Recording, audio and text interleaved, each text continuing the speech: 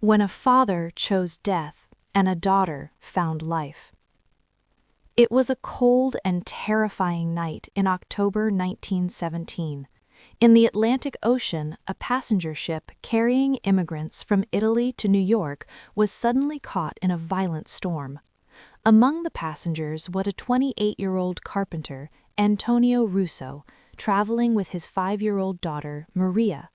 2 years earlier, Maria's mother had died during childbirth. Antonio was taking his daughter to America to save her from poverty, give her a better future, and begin a new life. At 2 o'clock in the morning, the storm intensified. Terrifying waves slammed against the deck. Water began flooding the lower sections where third-class passengers were staying. Screams, panic, chaos, everywhere looked like doomsday. Antonio lifted Maria into his arms and ran toward the stairs, but the water had already risen to his waist. The ship began to tilt. People trampled over one another, desperately trying to reach the upper decks. Antonio held Maria above the water, but the crowd was overwhelming, the water relentless, and time was running out.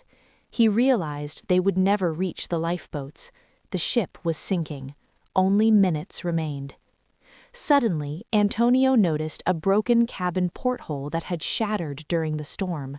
The opening was only large enough for a child to pass through.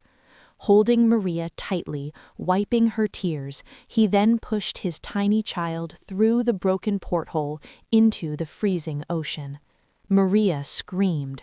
Antonio shouted, "Swim, Maria! Swim toward the light! Ships are coming! Swim!" In the distance, rescue boats were scanning the water with searchlights. Maria had a chance to live. Antonio did not. He could not fit through the opening himself. He gave his daughter life and accepted death for himself. 7 minutes later, the ship sank beneath the sea. Antonio Russo went down with 117 passengers who never reached the lifeboats.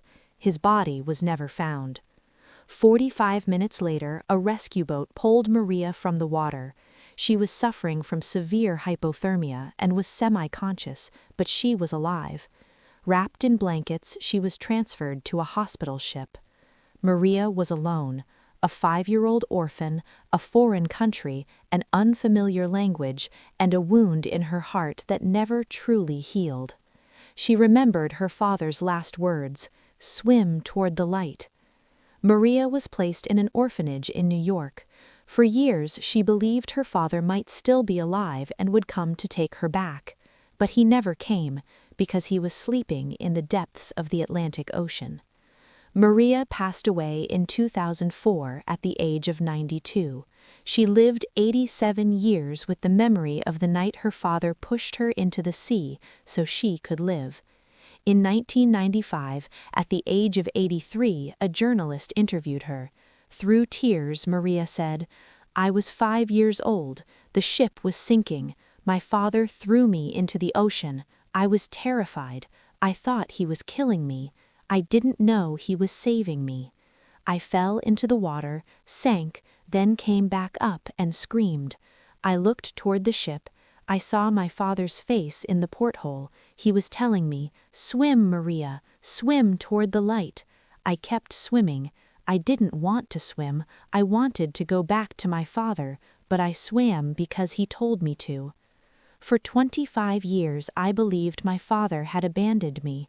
Then a researcher checked the passenger list and told me that Antonio Russo went down with the ship. He didn't leave me. He saved me. He threw me toward life and embraced death himself." Crying, Maria said, "Today I have 4 children, 9 grandchildren, and 6 great-grandchildren.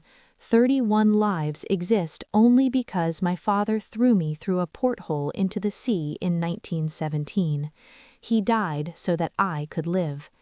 Every night when I close my eyes, I see his face. Even today, I hear his voice. Swim toward the light. I have been swimming toward the light for 78 years. I hope I made him proud. I hope when I die, I will meet him and say, 'Thank you, Papa. Thank you for giving me life. Ti amo, Papa.